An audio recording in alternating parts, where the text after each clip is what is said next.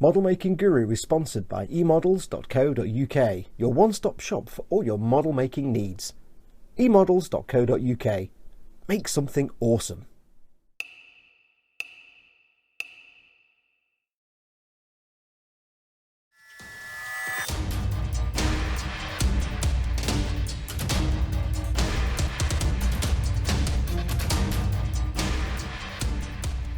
Hey everyone, it's Foxx from Model Making Guru here. Hello and welcome to part 4 of our build series for the Warhammer Conquest Hachette Partworks series. Now, if you remember, I said part 4? No, part 3. Oh, idiot. It's part 3. Part 3, not part 4. I'm talking out my butt, as usual. Welcome to part 3. 1, 2, 3, 3. Now, if you remember in the first 2 episodes, I'd already done parts 1 and 2 because I hadn't subscribed. It's only thanks to the very great kindness of patron George that I'm now subscribed to the whole thing. So I'd already done parts 1 and 2 and got them all built and primed. So we just gave a quick recap over some sort of tips and techniques and things in the first 2 episodes. Now I am subscribed, the next few issues have turned up. So let's briefly recap what we've got. We've got parts 1 and we've got my folio part copy of part 2. And in those we got, what did we get? If I can separate them out. We got 1, 2, 3, 4, 5, 6. We got 6 Primaris Space Marines, and we got 3 Plague Marines from the Death Guard. These are the bad guys. These are the other bad guys. Yeah, there's no real good guys in Warhammer. No matter what they say in the blurb, these aren't really good guys. These are bad guys. These are really good guys. So yes, we've got these guys anyway. We've got these dudes here. 6 of those and 3 of those. We also got some dices. Some die for playing the game. Now, as I've said in the first 2 episodes, we're not really going to be doing anything about playing the game in this series. This is the model making side of the series. I might do later on. I might do some extra bits. But my focus right now is showing you how to build and paint these. So you could just read the blurb in the back of the magazine, because I'll follow that fairly closely. Well, I will follow that, obviously. And I'll be showing some advanced techniques along the way here and there.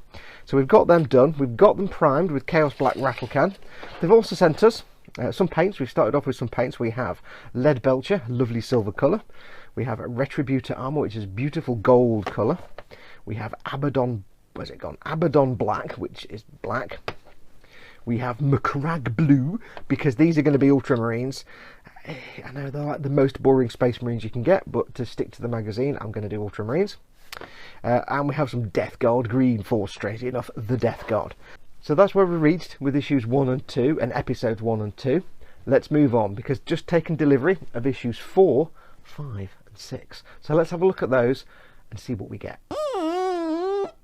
Okay, so before I go ahead and show you what's in issue 4 of the magazine, I'll show you the freebies I get because I have subscribed. Now, like I said at the start, I wasn't subscribing to this originally, but thanks to George's kindness, I now am a subscriber, so I've got some free gifts. I've got more to come, and I'll get a few bits and bobs over the course of the periodical, and I'll show you those as they turn up. But the first 3 have arrived. I've basically subscribed from issue 4 onwards. So we have a pack of Games Workshop plastic glue, and I'll take that out so you can see it. Plastic glue. Nothing wrong with this at all. I won't necessarily be using this. I'm going to be using my Tamiya Extra Thin, and I'll say that again in English, Tamiya Extra Thin, and my Tamiya Regular Thick Glue, and this is similar to the Tamiya Thick Glue. It's just a plastic polystyrene glue. Nothing wrong with it at all. If you've not got one and you subscribe, this will do you absolutely fine. I don't know how much of this you'll need, because I'm guessing most of these are easy fit kits. They're all pushed together, but you might find gluing easier in some parts. So we've got the glue. I got some little side cutters or nippers or fine detail cutters, whatever you want to call them. But these are just for cutting parts off sprues and getting rid of nubs and things like that. And you get this, which is a little piece of metal, which is the most important tool you will ever own in your entire life. It is the seam line removal tool, or the mold line removal tool. Now, the thing to keep in mind is that these two are the cheaper cousins of the official ones you'd buy in the Games Workshop store, or the Warhammer store. These are the ones they include in things like their start painting kits and things like that. The real ones, if you're not subscribed and you don't get these, if you're interested in getting the real ones are these: the mold line removal tool, which is the most important tool you'll ever have, and the Citadel cutters, or fine detail cutters they'll call them, or nippers, whatever you want to call them. Now, you don't have to use these. You don't have to go to the Warhammer store and buy these. They are expensive for what they are, but you'll love this thing. You will love that. These will do you absolutely fine if you subscribed. If you've not subscribed, then don't panic. You can get a pair of cutters from any hobby store or model store. Like I said in an earlier episode though, don't use normal DIY ones. Don't go out and use DIY cutters, they'll knacker your model. Use proper model making cutters or side cutters. Any model store or hobby store will sell them. You'll be absolutely fine. But if you're subscribed, you'll get these. They'll be fine.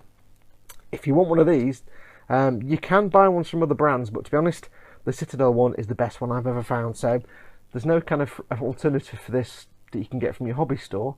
I would go to your local Games Workshop and get one of these. These are perfect for getting rid of mould lines and seam lines, and nothing comes close. They're easier than using your knife. You can just use your knife if you want. You know, your hobby knife. I prefer this. So I would say go and get one of these.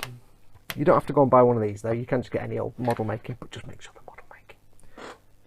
So that's what you get in the first sort of subscription. I think it's like the first delivery and then the 5th delivery and then the 10th or something like that. It's every 3 or 4 deliveries I'll get some freebies. I think I get things like game cards, I get a storage box for all the magazines, clip folder thing like that, and some other bits and bobs, but we'll go through them as they come along and get some brushes and things later on. But we'll put these to one side and we'll see what's in issue 4. Okay, so the first thing you get with issue 4 is obviously issue 4, and as usual it's kind of falling apart because they seem to fall apart quite easily, these magazines. Yeah, they're a bit not loving the quality there. However, if you're subscribed, you do get a ring binder for these. If you're not subscribed, just go to your local stationery shop and get yourself a cheap A4 ring binder. You'll be able to keep them all in order. So as usual in issue 4 you get some information on the forces you're receiving with this issue. With this issue you'll get some poxwalkers. Poxwalkers are basically humans who've been infected by the plague of Nurgle, and they're just vectors for the plagues and diseases that Nurgle spreads. They've been turned into these shambling mindless zombies that can spread contagion through the usual methods, you know, through fluids, through breath, through anything like that, but also through sadness. Apparently they can transmit the plague through sadness and through a look. So yeah, they're mindless humans who've been contorted and disgustified that's not even a word, disgustificated through Nurgle's plagues. However, they feel no pain, no tiredness, all they feel is pleasure. So there you go, because they like being contaged. Wow, I'm talking rubbish. You get some information about the Death Guard. Just like normal Space Marines, you have all the different chapters. The Death Guard have Vectoriums, which are like different chapters of Death Guard Marine type characters. And they're all kind of green, basically. They're all basically green. So there you go, a bit of information on them, and then we get straight into how to get the Poxwalkers off, how to paint them. Now, there is one thing in here.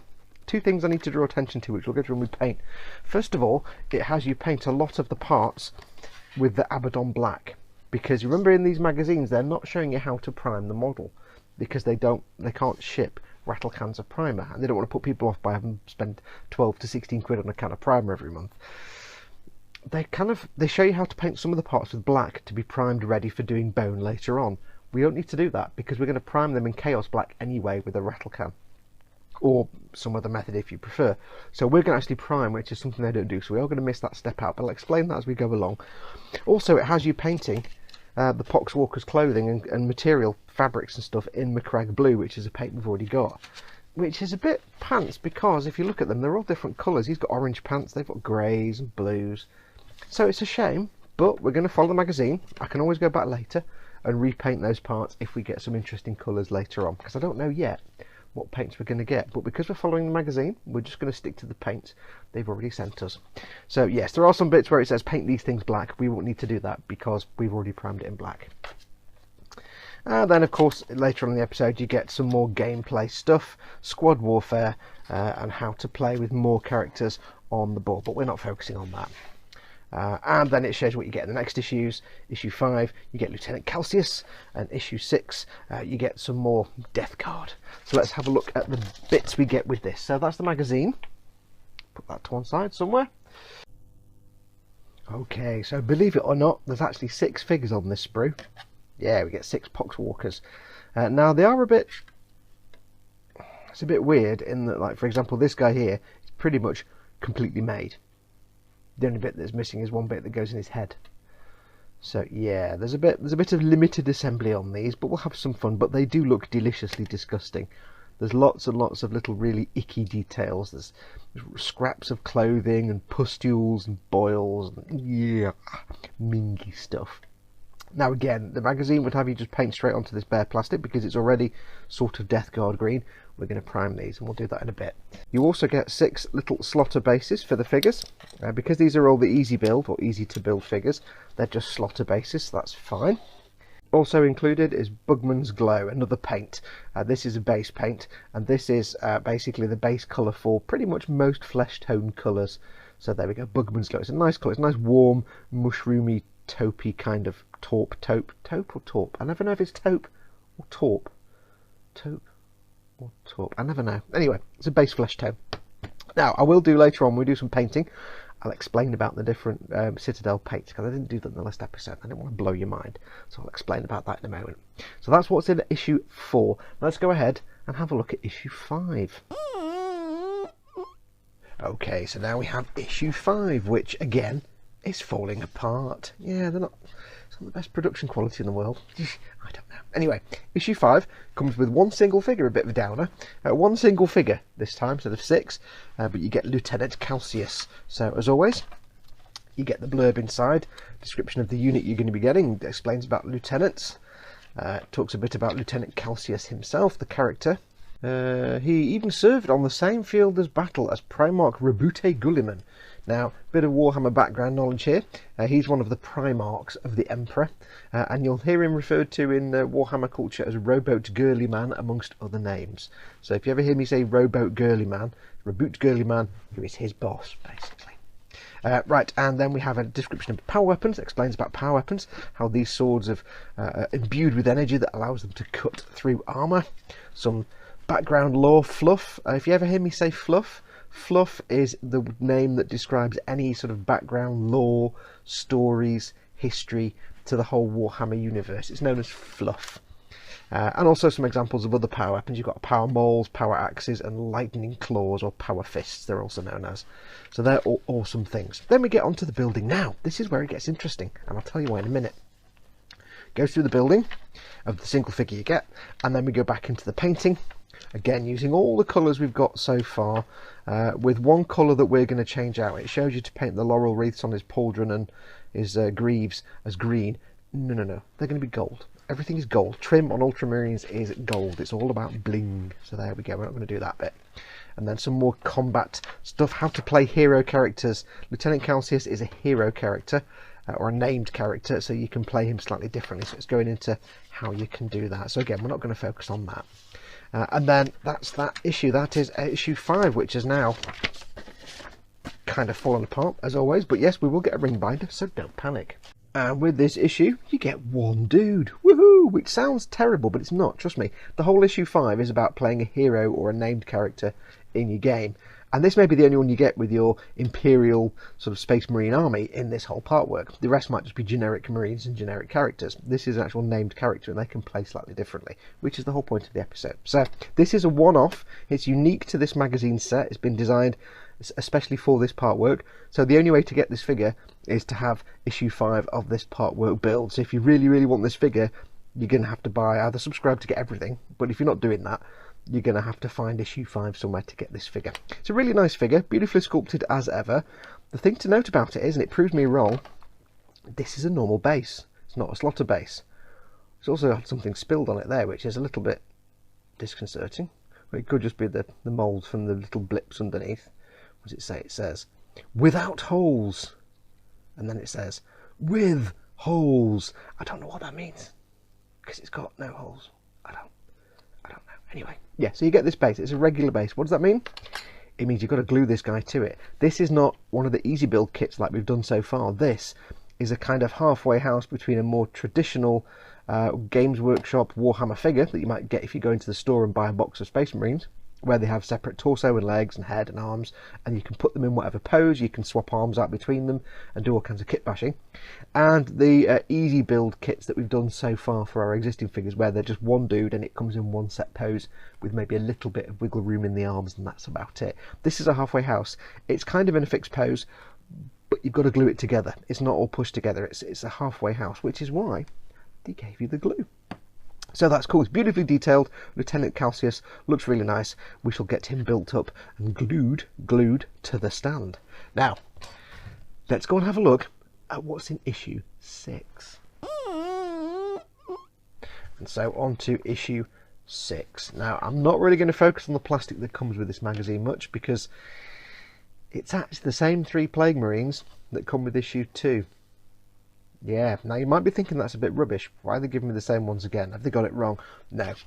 When you build a Warhammer army, you do end up with a lot of duplication, because there's only so many figures and kits available. If you're building up like 100 Space Marines, there's only so many 5 packs and 10 packs of various Space Marines that you can use.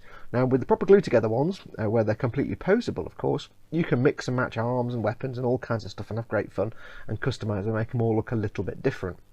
When it comes to these easy build ones, they're one fixed pose. You're going to have lots of duplication.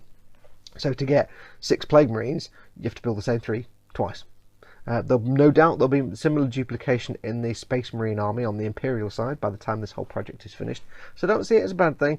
It's just adding to your army, adding to the troops. So it doesn't really matter, because once everything's on the table, it's all about playing the game and having fun. It doesn't really matter if some of the figures look the same. It's not the end of the world.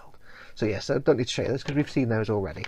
So what's in the magazine? We have more information on the Death Guard. We've got information on the Tainted Sons, the most notorious and most infamous Death Guard Vectorium.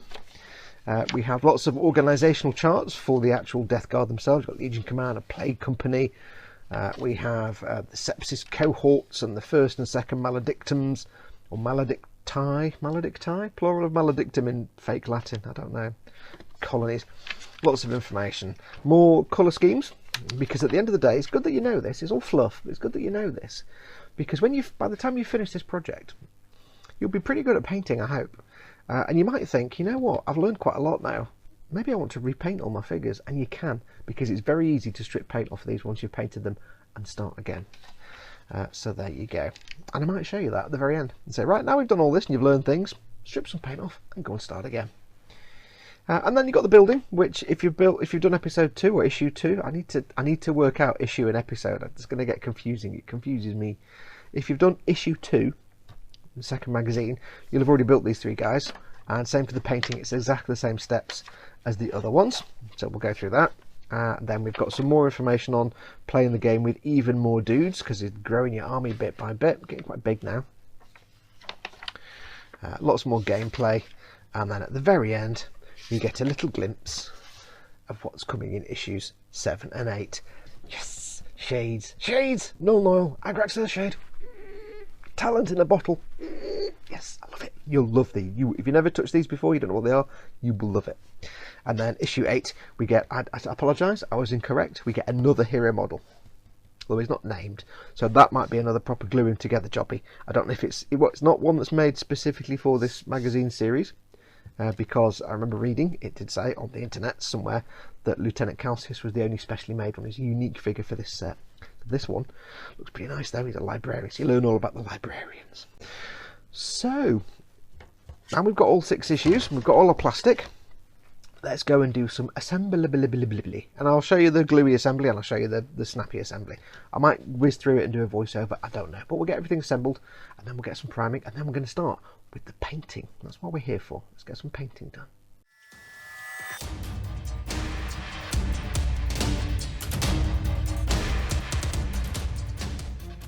Start by checking which parts you need in the instructions, in this case parts 4 and 5. These parts will be matched on the sprue. The sprue is the tree that the parts come on, and you can see them labelled here.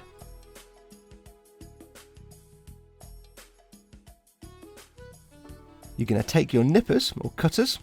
Now the way to use these is to have the flat side facing towards the model and the recessed side towards the sprue. This is to avoid damaging the model when you're trying to cut it off the sprue. Just put the cutters against the model, leave a millimetre or so extra just to be safe, and snip. You don't need to be strong or anything like that, just gently snip and they'll come off. Work your way round the piece and eventually it will just fall out. Whatever you do, don't force the part out and don't try and just twist it off the sprue, because this will damage the model. Now you can see here there's a bit where I can't quite get the nippers in to cut the sprue.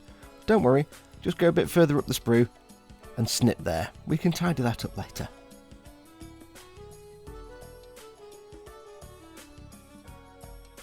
Now that the main figure is off the sprue, we can deal with that big fat ugly nub.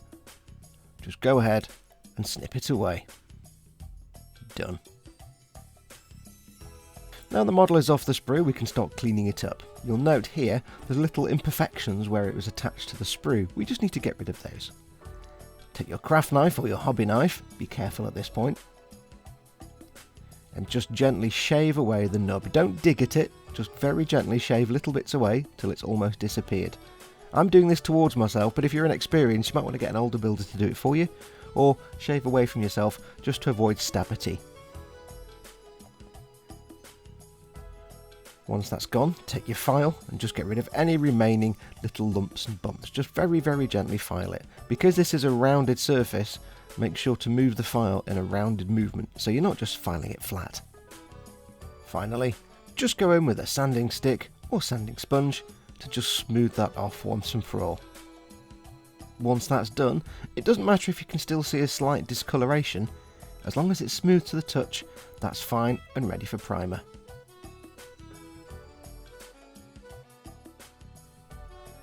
Next, we just need to get rid of any mould lines.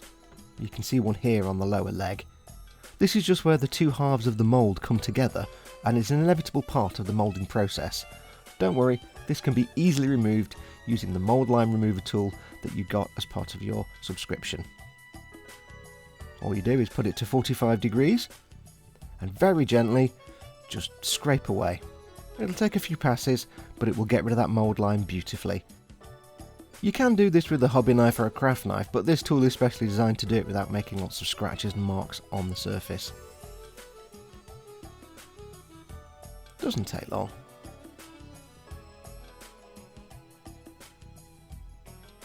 Once you've done, go back in with your sanding stick or sanding sponge. Just very gently smooth it down. Et violins. There you go. No more mould line. If you haven't subscribed to the set, you can get the mould line removal tool from the Games Workshop store. It's a bit expensive, but it's more than worth it. And with all that cleanup done, the figure is ready for assembly. Now it is quite a simple assembly, so I'm just going to show you one. It's going to be exactly the same process for the other Poxwalkers and the Plague Marines. With this guy, all you need to do is glom his head, which I can't keep hold of, spoon, onto his body, and that's it. Peg into hole. Might be a tight fit, so give it a good squeeze. And that's it, that's pretty much the assembly. Now for more detailed processes, parts 1 and 2 of this video series are sort of a more in-depth look. I think it's part 2 you want to look at, which go into a few more of the techniques. I just don't need to repeat them all every episode, because we're going to have a lot of this going forward. And there we go, he's built.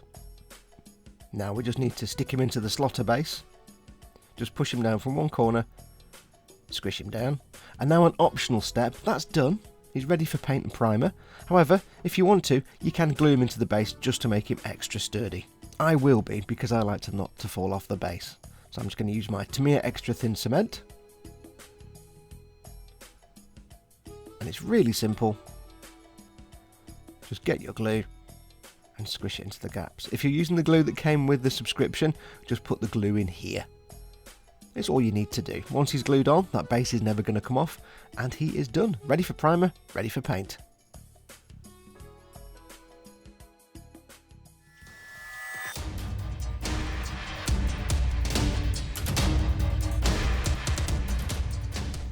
Okay, on to the next bit. We need to make Lieutenant Calsius. Yes, I said Lieutenant. I'm British. I live in Britain. I'll always say Lieutenant. If my boss wants me to come in an extra day this week and take an extra day off next week, that's not a day in left. It's a day in lieu. I know. Sorry, Britain. I'm British. So let's get this chap built. Now, this is a proper gluey together job. So I'm going to use two glues. You're going to see me use Tamiya regular and Tamiya extra thin. These are just my two favourite glues. This is like water and it's great for capillary action, or as we like to call it, caterpillar action. This though, if you've ordered this as a part of the Partwork, so you've subscribed, you'll have this. This is the same as this. This has a brush, this has a little metal tube you can apply. It's basically the same thing. It's thick, fat, polystyrene cement. So when I use this, you're fine to use that. I do recommend these two cements, thin and thick. I'll put two links below this video in the description, in the video description, so click on read more or see more, whichever it says. There'll be a big long list of products. They're all links to all these products. They are affiliate links, so I do make a tiny molecule of income off those links if you order from them, so do consider giving it a go. It helps keep this channel going. So let's get him built. Firstly, we need to combine the upper torso with the other bit of torso. Wow, couldn't get my hands to work there. So this just slaps on there like that. If you're using the big fat cement that Citadel's given you, then you want to put tiny dots of the cement on these edges here and then squish them together. Hold it for sort of 5 or 10 seconds. Should be able to let go after 5 or 10 seconds. Within a few minutes it'll have dried enough that you can handle it quite nicely. After about half an hour it'll have fully cured. Now I don't need to do that because I've got my Tamiya extra thin, which is like water. So what I'm going to do, and this is why I love Tamiya extra thin, is I'm going to simply run it into the gaps. And this is where capillary action kicks in. Because this glue is very thin, it will go between the two pieces, it'll suck into the gap using capillary action, and it will then work its magic on the plastic. That will do nicely. So that is now on. What's next? Next is the greave on his left leg. So same again, if you're using the fat glue that comes with it, just put a tiny dot on one of the edges, maybe a tiny dot there and a tiny dot there, maybe one here, and I mean a real tiny dot. If you put a big fat dot and then do this, you'll get glue splooging out, so you want a tiny dot. Again, I'm going to use the extra thin, so I've got my little piece together, plonk the greave on there, the front of it, and what I can do is just touch like that, and touch like that, and that, a little bit at the top. That will be enough. Okay, now for the other leg, it's a bit more fiddly, this one, because there's just a flat surface here and a flat surface there, and you need to glue it together.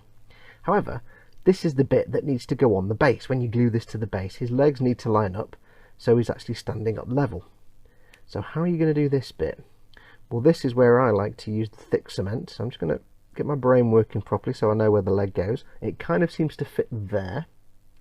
So what I like to do is get myself the fat cement.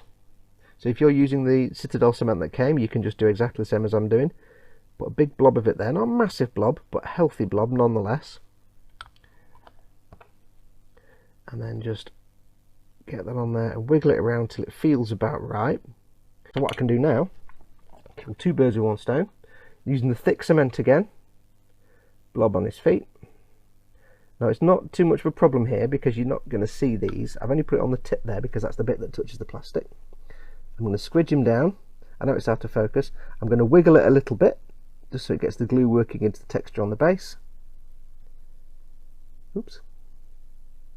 And just push it together for a few seconds. And he is now on a base. And now what I'll do, because I've got the thin glue as well, the extra thin, I'm going to go in and just, with quite a generous brushful, just touch it to under his feet. It's kind of overkill. It's just extra glue and solvent that I can get underneath the boot to any areas where there's no fat cement, and it can work its magic. Now I'll get around there as well, just to, I've got some glue splooging out. The other advantage of using the thin glue over the fat glue is if any of that fat glue did splooge and make little lumps and bumps, the thin glue will have now sort of thinned it and dissolved it. So when it's all dried, you shouldn't have all bubbles and lumps around his feet. Okay, next I'm going to go for the head. I'm going to use the extra thin cement again. I'm actually going to go ahead and put a little bit down in advance first. So I'm going to touch it to there, get a little pool of the extra thin in his neck hole.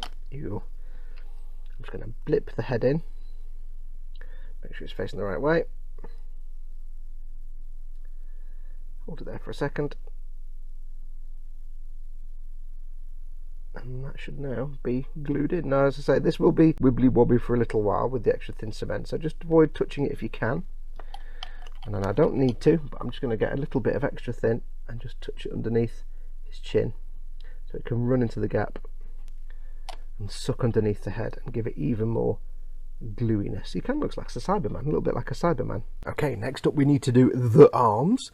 Now, because he's actually grabbing the sword with both hands, we need to make sure we can move the arms once we've got them on there to position them correctly. And this is where we're going to use the full fat glue again. So if you've got the Citadel glue, just do exactly what I do. And as I say before, the reason I'm doing this with the full fat glue is it just means that the arms will stay on without falling off, but I can also move them around a bit once they're on there. So we're going to get the sword arm on first. They do have little pegs and holes just to sort of help you out a little bit. So that goes on there like that. Just hold it for a second. So that will stay on quite nicely, loosely. Pull it off, it's not glued on yet. But if I'd done that with extra thin, that would just fall off. So if you're using the Citadel glue, just do exactly what I'm doing. Bit of glue on there. And you want to carefully wangle this on, and you want to line up the wrist on this arm with the hand on that arm, on the sword part. So don't worry if it doesn't line up straight away, just get the arm on there to start with. Okay, so now what we need to do is try moving things around a little bit till everything lines up. Make sure his shoulder is on the shoulder area. You don't want the wrist to be lined up and the shoulder out of joint, because then it looks like he's dislocated himself. And what I'll do now is I'll get the thin glue, my extra thin, and I'll touch it to the wrist, which will suck in between the wrist and the hand, and that will then lock that in place. Okay, that is that. Then we have the pauldrons. Okay, pauldrons are very, very easy. Just make sure you're giving your arms a couple of minutes just to dry a little bit, so they're not going to fall off straight away. You've got a little knobble on the shoulder there. You've got a little recess, can't really see it, but you've got a little recess inside your pauldron. Not on all kits, on some kits it's just a flat surface. So I'm going to use my thick glue again, so if you've got the Citadel glue, just do exactly what I'm doing. Get this one, the pauldron with the laurel leaf and the Omega, upside down Omega symbol on there. For the ultramarines, I'm trying to get my words out, I can't think of the word then. The ultramarine symbol, the upside down Omega, goes on that arm, and on the right arm is just the simple plain pauldron. And again, I'm just using the fat cement here because I want it to stick on there straight away. Okay, next up is the bolt pistol, and a little bit of sort of packaging going on his belt there, which needs to go into that little triangle on his leg there. Packaging? I said packaging, that's not the word I was looking for. What was the word I was looking for? I can't think. Anyway, yes, this one, again, we're going to use a tiny bit of fat glue. Just put it on that little pyramid shape there, which is the contact point. And we're going to just drop the gun on, oops, and then miss, and then fiddle around because my thumb went out of position. That is on there wonderfully. Okay, next up is this very, very tiny purity seal, which glues onto the belt here, which I don't know if you can see. It glues on here. Now, it's quite a small area. I don't want to use the fat glue because that's going to go everywhere. So what I'm going to try and do, I'm going to try to use the thin glue on the back of the purity seal, carefully get it in place like that. I have to push it down a little bit, so I'm going to use my little pointy stick I had earlier. I'm just going to gently nudge it down so it's in the right place. Now I put those two on before I did the backpack. Why? Because I didn't want to be sort of fiddling around trying to get these in place when the backpack was on, because it's all a bit tight around there. Backpack, dead simple. Go for the full fat cement again. Blob of it on this little knuckle on the back here. Knuckle, and there we simply get that in the hole in the back and gently push, make sure it's straight. Can't have a wonky backpack on a ultramarine. And now there's one last piece, which is just this very last purity seal that's hanging off the back of his jetpack. Or this is actually a power pack. Try with a bit of full fat glue. I'm going to use a tiny amount of full fat glue on the back here, a small amount as I can. It's quite hard to do this on camera. You might be alright doing it in real life, and you could always try and do this with tweezers, but that might be a bit more fiddly because you haven't got the pressure to hold down the part. So we're going to put that there, and there you go, that is now in. It's very delicate, so I'm going to try and avoid touching it for the next sort of 10 or 15 minutes just to let it all dry properly. There's always one bit of fiddly, even when you're trying to do it on telly, one bit of fiddly. So that is Lieutenant Calsius built, and I know I wussed out and give him a helmet, but you know what? I prefer the helmet look. And after a couple of hours of buildy, we have all the figures from issues 1 to 6 now built and assembled and ready for paint and primer. If you remember, these guys in black are already primed because I did those before we were going to be filming this. But that's everybody now done. Now I'm not going to do that in this episode. This episode has gone on for long enough, so I'm going to make that part 3B where we actually get these figures painted, so that should be coming up in the next few days. Now I do need to apologise for the focus in those last few sections. Unfortunately, unlike Duncan, who has him sitting doing his painty while the camera's set up by somebody else, and there's a producer who's there talking down his ear into an earpiece telling him when he's out of focus and who can adjust it on the fly, it's just me, and I've just got this thing to film on. It's not some expensive camera setup, so I don't want to do autofocus where it locks onto whatever I'm building, because that will get really annoying for you very, very quickly. I'd rather have a locked focus and then try not to move the piece in and out of the focus zone. So I do apologise, that was going to happen. When you're filming little miniature figures like this, it's kind of really difficult without that high-end production setup. So I shall do my best, but I can't promise. But I'll do everything I can to avoid that sort of focus. It's just really hard, which is why I don't do a lot of figure painting, because it's just really hard to film. But never mind, hopefully it wasn't too distracting. Anyway, that's going to do us for this episode. Like I say, I'll do a part 3B in the next few days when we get these all painted up and ready, and we'll get them painted up to the end of issue 6. So then we're just waiting them for issues 7, 8, 9 and 10. I assume they're going to send all those, waiting for those to turn up on my doorstep, and then we can work on those. So thank you so much for watching. Do remember, go and check out the affiliate links down below. If there's anything you need to pick up for this build that I've shown using, like glues and tools and paints and things like that, if you can, go and get them from these links below. It's a little affiliate link, so I make a tiny amount of income from those if you buy through those links. And it just helps out this channel, keeps this channel going. So thank you so much for watching. Do take care of yourselves. Go make something awesome like these. Go be awesome. You there, go be awesome. And until next time, adios amoebas.